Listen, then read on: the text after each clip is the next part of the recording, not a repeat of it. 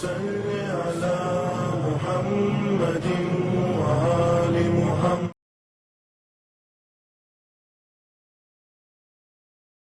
اعوذ باللہ من الشیطان الرجیم. بسم اللہ الرحمن الرحیم. وصلی اللہ علی محمد وآلہ الطاہرین ولعنۃ اللہ علی اعدائہم اجمعین. اما بعد فقد قال اللہ تبارک و تعالی فی القرآن المجید والفرقان الحمید وهو اصدق الصادقین. بسم اللہ الرحمن الرحیم. فاعف عنہم واستغفر لہم وشاورہم فی الامر. گزشتہ کلپ میں آپ حضرات کی خدمت میں قرآن طرز زندگی کے حوالے سے اس آیہ کریمہ تک گفتگو ہوئی تھی. آج اسی سلسلے کو آگے بڑھائیں گے. ہم نے عرض کیا تھا کہ استخارے کی اہمیت بعد میں ہے اور مشورے کی اہمیت پہلے ہے. مشاورہ کرنا، مشورہ کرنا یہ پہلے ہے.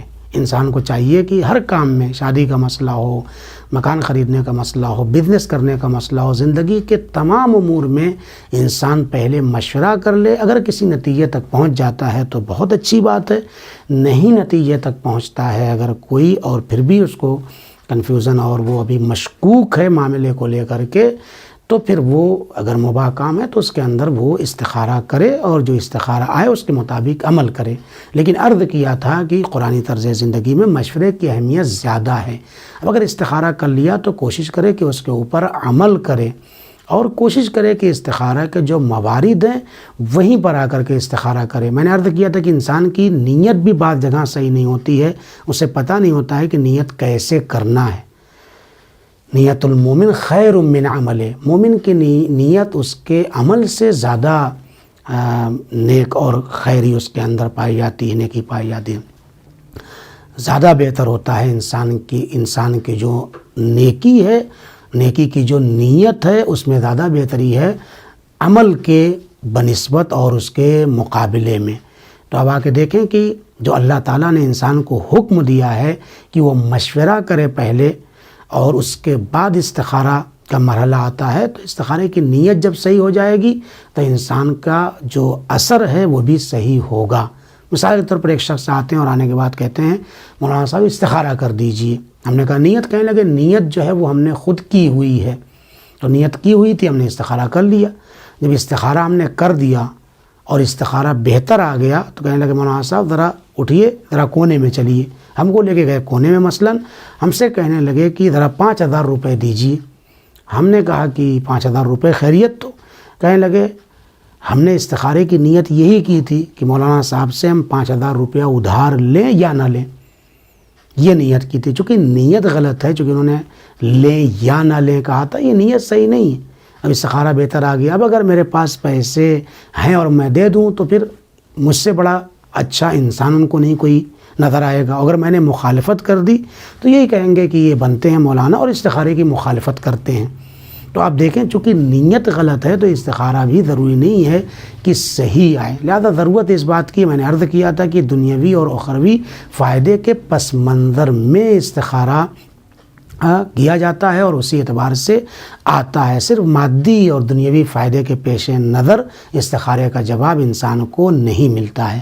تو بہرحال مشورے کی بات چل رہی تھی اور عفو و درگزر کی گفتگو جاری و ساری تھی کہ قرآنی طرز زندگی میں انسان کو عفو کرنا سیکھنا چاہیے. اگر انسان چاہتا ہے کہ اللہ اس کے گناہوں کو معاف کرے اور چھوٹی چھوٹی چیزوں پر اللہ اس کی گرفت نہ کرے تو اسے بھی چاہیے کہ لوگوں کو ہمیشہ معاف کرتا رہے. اور یہ جو معاف کا سلسلہ ہے اس کی بظاہر 4 قسمیں ہیں. جب ہم مطالعہ کرتے ہیں تاریخ کا اور قرآن کا تو پہلی قسم یہ ہے کہ کبھی کبھی انسان غلطی کر دیتا ہے اور اس کو غلطی کا احساس ہو جاتا ہے اور آ کر کے معافی مانگنے لگتا ہے. یہ پہلا مرحلہ ہے. یعنی غلطی سے کوئی کام کیا اور وہ سامنے والے کی شان میں گستاخی ہو گئی اور یہ شخص جس نے گستاخی کی تھی غلطی سے وہ آ کر کے معافی مانگتا ہے. ایسی جگہ پہ تو واقعاً فوراً معاف کر دینا چاہیے. مثال کے طور پر بیوی سے کوئی غلطی ہو گئی اور شوہر نے بیوی سے کوئی غلطی ہوئی اور پھر جو ہے احساس ہو گیا بیوی کو کہ میں نے غلطی کی ہے، شوہر کے حق میں تلفی کی ہے شوہر کی، لہذا مجھے آ کر کے معافی مانگنا چاہیے اور معافی بھی مانگ لے. تو یہاں پر شوہر کو چاہیے فوراً معاف کر دے. اس کے برعکس بھی اگر شوہر نے کوئی غلطی کی ہے اس کو احساس ہو جائے اور پھر وہ معافی مانگے تو بیوی کو بھی چاہیے کہ دل میں مت رکھے، اسے فوراً معاف کر دے. تو یہ پہلا مرحلہ ہے جہاں غلطی انسان بھولے سے کرتا ہے یا اشتباہاً آ کے کرتا ہے اور معافی بھی مانگتا ہے تو انسان کو معاف کر دینا چاہیے. دوسرا مرحلہ کیا ہے؟ انسان جان بوجھ کر کسی کو ایذا و اذیت پہنچاتا ہے. جانتا تھا کہ میں ایذا و اذیت پہنچا رہا ہوں، اس کو پریشان کر رہا ہوں، اور جان بوجھ کر اس کو پریشان کیا اور اس کے بعد اس کو احساس ہوا کہ بھائی میں نے واقعاً غلطی کر دی، اگرچہ جان بوجھ کے میں نے اس کو پریشان کیا ہے لیکن اب شرمندہ ہوں، نادم ہوں، مجھے ایسا نہیں کرنا چاہیے تھا. جیسے امام علی نقی اسلام کی زندگی میں ملتا ہے، چونکہ یہ ماہ رجب انہی سے ان کی ولادت اور شہادت سے مربوط مہینہ ہے، اس لیے انہی کی زندگی سے ایک واقعہ نقل کرتا ہوں. متوکل ملعون کے سامنے اسی ملعون نے آ کر کے شکایت کی تھی امام ہادی علیہ السلام کی مدینے سے کہ ان کو گرفتار کیا جائے اور ان کو اذیت و ایذار پہنچایا جائے. لیکن جب متوکل ملعون نے 300 کا لشکر مدینے بھیج دیا کہ امام کو گرفتار کر لیا جائے، اور جب گرفتار کر کے سختی سے لے جا رہے تھے اس کو ترس آیا امام پر. اس نے سوچا میری اس شکایت کی وجہ سے ان کو گرفتار کیا جا رہا ہے اور میں نہیں سوچا تھا کہ اتنا سختی کی جائے گی ان کے ساتھ. بہرحال شرمندہ ہوا اور امام کے پاس آیا. امام نے پہلے تو اس کو معاف نہیں کیا، لیکن جب وہ اصرار کیا، اس نے اصرار جب کر دیا، ایک دو بار اس نے اپنے الفاظ کو استعمال کیا، تو امام علیہ السلام نے کہا کہ میرے خدا نے تجھے معاف کیا اور معاف کر دیا. یعنی امام نے باقاعدہ اس نے امام سے کہا کہ آپ کہیے کہ میں نے آپ کو معاف کیا ہے. تو بہرحال امام علیہ السلام نے معاف کر دیا، چونکہ امام جانتے تھے اس نے غلطی کی ہے اور جان بوجھ کر غلطی کی ہے، یعنی اس نے ظلم کیا ہے میرے اوپر اور جان بوجھ کر یہ غلطی کی ہے. اور اس کے بعد چونکہ شرمندہ ہو گیا اور اب معافی مانگ رہا ہے اور بار بار کہہ رہا ہے تو امام علیہ السلام نے اس کو معاف کر دیا. اسی طریقے سے حر کی زندگی کو آپ مطالعہ کریں گے تو جان بوجھ کر اس نے لجام فرض پر مولا کے ہاتھ ڈالا تھا، لیکن جب آ کر کے معافی مانگی تو امام علیہ السلام نے معاف کر دی. اس نے کہا حل لی توبہ، تو امام نے کہا کہ جی تمہارے لیے توبہ ہے اور میں نے بھی معاف کیا اور میرے خدا نے بھی تجھے معاف کیا. تو یہ دوسری جگہ ہے جہاں انسان جان بوجھ کر ایذار و اذیت پہنچائے، لیکن جب نادم ہو جائے، شرمندہ ہو جائے، معافی مانگے تو انسان کو وہاں پر معاف کرنا چاہیے. یہ دو مرحلہ ہو گیا. تیسرا مرحلہ یہ ہے کہ کبھی کبھی انسان کو معاف اس لیے کر دیا جاتا ہے کہ تربیت کا پہلو پایا جاتا ہے. مثال کے طور پر شام سے آنے والا انسان امام حسن مجتبیٰ علیہ السلام کو نازیبا الفاظ کہنے لگا. امام حسن مجتبیٰ علیہ السلام نے اس سے کہا کہ تم شام سے آ رہے ہو، ہمارے بارے میں تم نے غلط سن رکھا ہے. امام نے کہا تمہیں کھانا چاہیے تو میں کھانا دوں، کپڑا چاہیے تو کپڑا دوں، رہنے کی جگہ نہیں تو میں جگہ دوں. جب اس نے اس اخلاق اور کردار کو دیکھا اور اس کی غلطی کو امام نے جو اس نے نازیبا الفاظ کہتے معاف کر دیا تو اس نے قرآن کی اس آیت کی تلاوت کی، واللہ یعلم حیث یجعل رسالتہ، خدا جانتا ہے کہ منصب امامت کو کس کے اندر قرار دیا جائے. یعنی آپ کا قصیدہ پڑھنے لگا اور چونکہ یہاں پر تربیت کا پہلو تھا اس لیے نازیبا الفاظ کہنے والے انسان کو تربیتی پہلو کے اعتبار سے امام نے معاف کر دیا. اور جو ابھی تک امام نے جب تک معاف نہیں کیا تھا دشمن اہل بیت تھا، دوست دار اہل بیت بن کر کے سامنے آ گیا، کیونکہ تربیتی پہلو ہوتا ہے. اس طریقے سے مالک اشتر کو جس آدمی نے کچھ بھی ان کے اوپر ڈال دیا تھا، خس و خاشاک ڈالے تھے، کوڑے پھینک دیے تھے، یا بعض نقل میں یہ ملتا ہے کہ کیلے کے چھلکے پھینکے تھے، جو بھی پھینکا تھا، اس وقت آپ نے اپنے آپ کو مسجد پہنچایا، نماز اس کی مغفرت کے لیے ادا کی.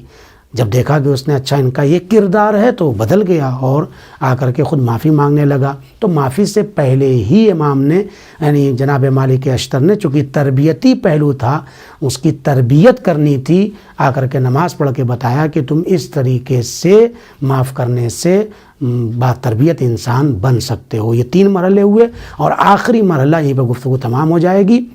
آخری مرحلہ یہ کبھی کسی کو آ کر کے محاکمہ کیا جاتا ہے، جیل بھیجا جاتا ہے یا پھانسی کی سزا سنائی جاتی ہے. اس طرح کے بہت سارے موارد ہیں جہاں پر قطعی ہو جاتا ہے کہ اس کے اوپر اس سے قصاص لیا جائے گا یا اس کو تاعمر جیل میں رہنا پڑے گا. محاکمے کی صورت میں گنہگار انسان کو جو سزا سنائی جاتی ہے کہ مثلا 10 سال تمہیں جیل میں رہنا ہے، ابھی 2 سال ہوئے تھے، وہ نادم ہو گیا، اس نے معافی مانگ لی اور وہ کہنے لگا میں لکھ کے دیتا ہوں آئندہ ایسی کبھی غلطی نہیں کروں گا، مجھے معاف کر دیا جائے، مجھے رہا کر دیا جائے، تو اس محاکمے کو کم کرنے کے لیے یعنی پہلے ہی سے اگر تربیتی پہلو یہاں پر بھی ہوتا ہے کہ اگر وہ اس کام سے واقعاً باز آ گیا اور شرمندہ اور نادم ہو گیا ہے تو اس محاکمے کی اس سزا کو اور اس محاکمے کو اس سے ختم کر دیا جاتا ہے، یعنی معاف کر دیا جاتا ہے اس کو اور اس کو رہا کر دیا جاتا ہے۔ تو اگر اس طریقے سے انسان عفو کرنا سیکھ لے تو یہ قرآنی طرز زندگی میں انسان کی زندگی واقعاً قرآنی زندگی بن جائے گی۔ والسلام علیکم ورحمۃ اللہ وبرکاتہ۔